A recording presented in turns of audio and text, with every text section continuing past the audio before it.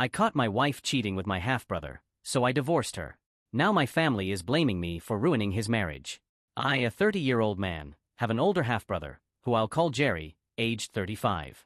My dad had Jerry with his ex-wife, but he left her when Jerry was just 6 months old.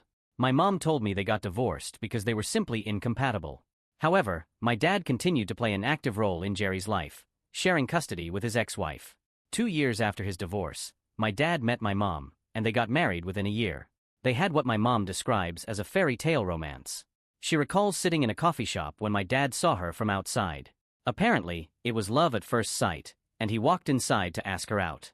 After a few months of dating, he proposed, and my mom instantly said yes, convinced they were soulmates meant to be together. So far, so good, right? Unfortunately, about a year into their marriage, my dad cheated on my mom with a coworker. Out of guilt, he confessed, and my mother decided to forgive him. They went to marriage counseling and worked through their issues. My mother believed having a baby would solve all their problems, which is how I came into existence. My mother thinks this is a romantic story, but I see my parents as a dysfunctional couple, not the perfect image they try to present to the world. Keeping up appearances and pretending to be perfect means a lot to them. Even when I was a child, they would act madly in love whenever people came over, and everyone would praise them for maintaining their spark after years of marriage. But the truth was, like any other couple, they were normal. They didn't constantly kiss or hug each other at home, and they certainly weren't in the honeymoon phase as they pretended to be. It was just an act, and I realized that as I got older. This pressure to appear perfect extended to me as well. I was forced to enroll in a bunch of classes, so I would excel at everything. As a child, I was constantly busy with little time to relax. It wasn't until high school that I started protesting, and finally, they allowed me some downtime. My dad made sure that both Jerry and I were straight-A students who excelled academically and otherwise. Jerry got into one of the top medical schools in the country, while I ended up at an Ivy League college for business. There was always immense pressure on us, and while I don't recommend this parenting style, I'm fortunate it worked out for me. However, my dad also believed he had the right to control our personal lives. My mom was no better, as she always agreed with him. When Jerry turned 30, my dad told him it was time to start looking for a woman to marry and settle down with. He insisted Jerry was getting older and would soon run out of options. At the time, Jerry was dating his now wife Tina, aged 34. They had been in an on-again, off-again relationship for almost 5 years, so they knew each other well. After that conversation with my dad, Jerry got serious about Tina, proposed within a year, and they got married 3 years ago. Last year, they even had a baby together. Jerry and I aren't close, so I didn't hear any of this from him. Instead, I found out from my dad when he had the same conversation with me earlier this year. He boasted about how he convinced Jerry to marry Tina and how happy Jerry is with a wife and son. My dad wanted the same for me, even bringing up his own affair from before I was born, telling me that he had been unfulfilled but committed to my mom. He claimed that having a child grounded him and suggested I do the same. I took his advice with a grain of salt, as I wasn't about to let him guide my relationship decisions. However, my dad believed he had changed my life as well. But the truth is, I had already planned to propose to my girlfriend Carla, aged 30. We had been together for 3 years, living together for 2, and I was ready to take the next step. 2 months after the conversation with my dad, I proposed on my birthday. Carla accepted, and we got married 3 months ago. I thought everything was going well, but clearly I was wrong, or I wouldn't be in this situation now. Like I said earlier, Carla and I had only been married for 2 months, but unfortunately, I had to file for divorce about a week ago after I found out that she had been having an affair with Jerry ever since we got engaged. It was a huge shock to me, and I wouldn't have even found out if I hadn't accidentally stumbled upon her second phone. I couldn't find a piece of clothing that belonged to me, so I was searching all over the house. She wasn't at home at the time, and I thought maybe she had kept it with her clothes accidentally. As I went through her clothes, I felt something in one of the pockets of a pair of jeans. I took it out and found another phone. The phone wasn't password protected, and there was only one text thread on it. The phone number looked familiar, and sure enough, it was Jerry's. I was horrified but continued to scroll through the chat.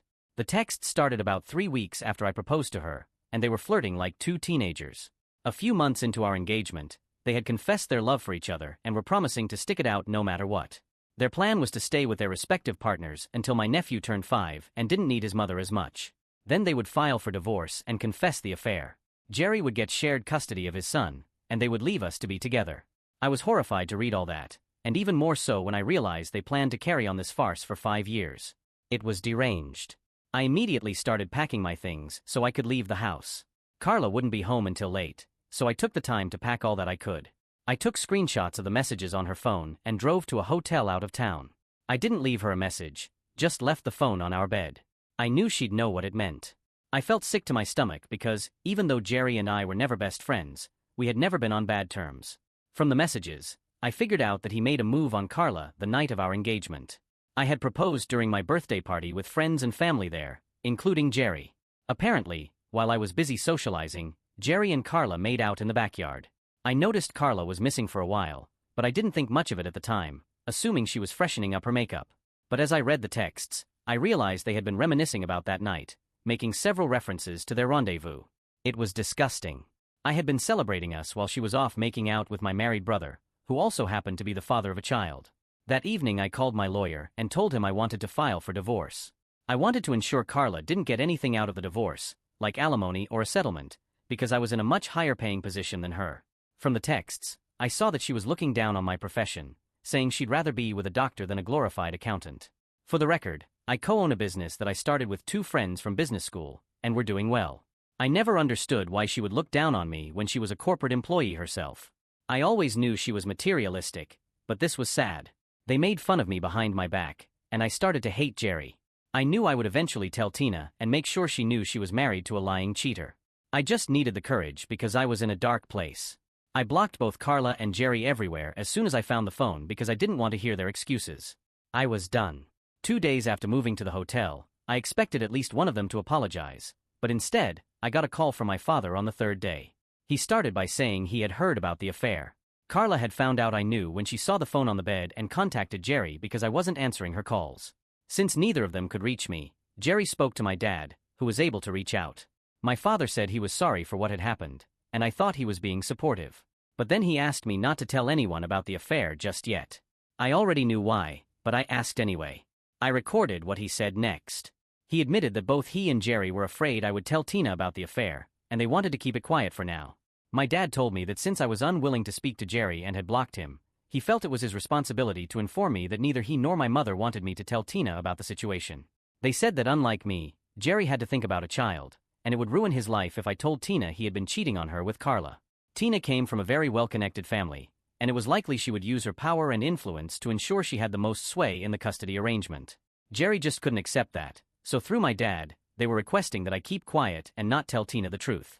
They even mentioned that they had spoken to Jerry and made him promise to stop seeing Carla. If I wanted, I could work things out with my wife, similar to how my mother did with my dad's mistakes, and that it turned out to be a beautiful marriage despite the issues. I thought it was audacious for my parents and Jerry to try to convince me not to tell Tina about the affair, especially after he had wronged me so badly. I couldn't believe they had the nerve to expect me to agree to this. I immediately hung up because I was done with the conversation and didn't want to entertain it further. I was furious, knowing my parents had always cared deeply about their image, but this was madness. There was no way they actually expected me to keep quiet. I wasn't surprised, though. The cheating apple doesn't fall far from the cheating tree. Of course, my dad wanted me to stay silent so Jerry could get away with everything. They wanted me to brush it all under the rug and pretend everything was fine just to maintain the appearance of a perfect family. Suggesting that I forgive Carla and Jerry and patch things up so everything could return to normal required some real guts. I was enraged that they thought this was a good idea. In the heat of the moment, I decided to text Tina and tell her everything, including that Jerry had asked my dad to instruct me to keep this a secret. I also included screenshots of the messages I had found on the second phone. Then I turned my phone off. I didn't want anyone contacting me because I knew things would escalate, and I didn't want any part of it. A couple of hours later, when I thought it was appropriate, I turned my phone back on and found it full of messages and missed calls from my family. Everyone was extremely angry with me, but I only cared about Tina's response. The first text I checked was from her. She hadn't said much, just that she was thankful I had chosen to tell her the truth and that she knew what to do now. It sounded a little ominous, but I soon understood what she meant. From the other messages, everyone, including my mom, dad, and a few other family members, was clamoring about how Tina and Jerry had a huge fight after I sent the message, and Tina had moved in with her parents, taking their son. In the aftermath, it became clear that divorce was very much on the table for them, and Tina might file for full custody. This wasn't good for Jerry, as she would likely try to limit his time with his son, even if he got shared custody. I don't know why, but my family is blaming me. If they didn't want this outcome, they probably should have taught Jerry not to cheat. This is on him. I have received a lot of angry messages over the past few days since I sent Tina the text and she left him. I think it's really unfair that everyone is blaming me, but it's even more unfair to claim that I ruined a happy family. I don't understand where that is coming from because if they were truly happy, Jerry wouldn't have cheated. I know I'm right, but I still feel a bit uneasy because I've heard that Jerry is really miserable now.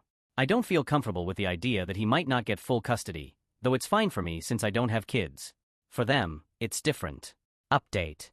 So, it's been close to a week since I sent that message and Tina left the house. Things have become relatively quieter now in the sense that nobody is constantly messaging me and reminding me that this is all my fault. This is mostly because I have blocked everyone. I really don't need that sort of negativity in my life anymore. The only person who can still contact me is Carla, since I unblocked her because the divorce proceedings are about to begin. However, she is using that window to try and talk to me and explain that she wasn't thinking straight and that she is apologetic for cheating on me. I don't know what she hopes to accomplish with this, but it's not really working. I don't feel bad for her. I don't even feel bad about what is happening. I think it's great that she cheated because it saved me from wasting my time with her. I can't imagine being married to her for a year or more and then finding out she had been cheating on me all along, or worse, letting her plan succeed and then being together for 5 years before finding out about the affair. I'm trying to put a positive spin on this and come to terms with the fact that she was never the right one for me. Someone who can agree to marry me and then go make out with my half-brother can never be my soulmate. I was wrong about her, and I'm glad I was. I'm still living in the hotel, and nobody has been able to find me yet, which I'm really thankful for because I don't know what I would do if they were able to track me down. I know it's only a matter of time before they do find out since there aren't many hotels in this area, and they know that I'm not in any of the places in the city. I've been working from here, and it's been lonely and strange, but there's not much I can do about it. The only thing I hope works out for me is the divorce. She has already been served, but she hasn't responded to it yet, and I guess she's probably just holding out hope that I might change my mind because of her consistent begging. It's optimistic of her, but it's not going to happen. Update. Hey everyone, so it's been 3 days since the last update, and sure enough, my dad and Jerry were able to trace me. They went through every hotel in the city and realized that I wasn't in any of them, so they started looking for me outside of town and found my car in the parking lot of this hotel. I had already informed the front desk staff that if somebody came looking for me, they were not supposed to tell them I was here. When my dad and Jerry confronted them about it, they said that nobody by my name was here in the hotel, but my dad and Jerry had already seen my car in the parking lot, so they knew the staff were lying and started throwing a tantrum in the lobby. They began screaming and hurling insults at the receptionists, which forced them to call me down to deal with the situation. Once I came down, security escorted both of them outside, and I went out to talk to them. I had no idea what they even wanted to discuss with me because the damage was already done and Tina knew the truth. My dad and Jerry told me that they had come up with a solution and a way for me to make up for what I had done. They said I was going to be called to testify against Tina in court, and all I had to do was say a few things to make Tina look like an unstable wife and mother, which is why Jerry cheated on her, and that way Jerry would get full custody. They said things were not looking good for him because along with the cheating, Tina also had a lot of other complaints against him that made him look like a bad father. He was mostly not at home, and now Tina knew he was out with Carla. There were also other issues, like he claimed he loved his son but never did anything for him. All the baby duties, like changing diapers and feeding him, fell to Tina, and no matter how much she requested him, he would always claim to be too tired. Not only that, but he also wouldn't do any of the chores around the house. While Tina had been fine doing it all herself before the baby, she couldn't do it anymore and wanted to get out of the marriage. Honestly, I don't understand why they thought telling me this would work. It just convinced me that I did the right thing and that Tina was better off without him. Besides, it was entitled of them to expect any help from me after screwing me over, especially with something like this. They wanted me to lie about Tina so they would get full custody. I mean, it was ridiculous to even expect that I would agree to do it. I told them I didn't want to do it and that they meant nothing to me, so I didn't have to make up for anything. Then I walked away without even bothering to wait for a response because I knew they couldn't change my mind. I also instructed the security person to have them thrown out because I didn't want them anywhere near here and mentioned how dangerous they were. That was enough. They got kicked off the hotel property, but I still had to apologize for their behavior. The only reason they didn't get the cops called on them was that they didn't want any bad press associated with them. Otherwise, they definitely would have called the police and had my dad and Jerry arrested. Update. It's been 2 days since Dad and Jerry showed up at my hotel. I haven't heard back from them since, but Carla has been texting me a lot more. Now we have set the date for the first meeting with a court-appointed mediator, which is coming up in a week. She isn't even contesting the divorce, so I don't know why she keeps texting me. I haven't even opened her chat because I don't have the energy to deal with all this drama anymore. I know it'll just be the same old, "I'm sorry, I shouldn't have done this to you." If you ask me, it's all nonsense because if she really was sorry, she would have tried harder to contact me. She would have called me at the very least, knowing that I'm not much of a texting person.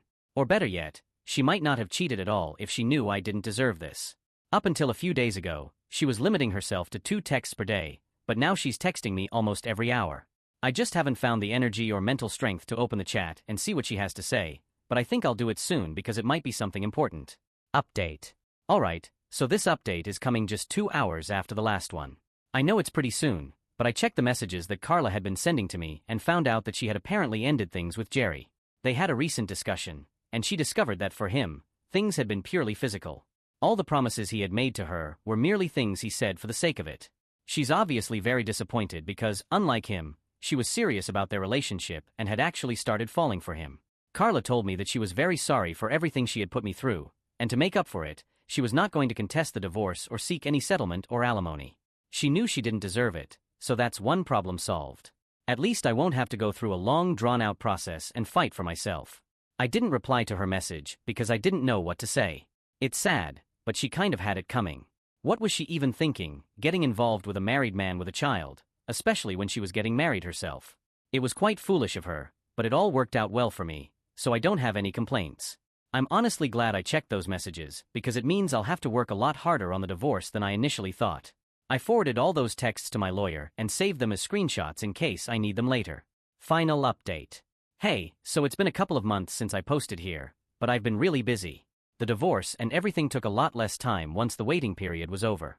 In our state, we only have to wait 90 days, so once that was over, it was a relatively straightforward process. Carla only got to keep the things she had bought for herself. I got everything else, including the house, so I moved back in. She got her car, and since we hadn't been married for a long time, our finances were separate anyway, so there was nothing to sort out in that regard. Jerry and Tina are in the middle of their divorce, and the custody situation is getting pretty nasty from what I've heard. It's sad for my nephew, but Tina has told me that I'm allowed to see him.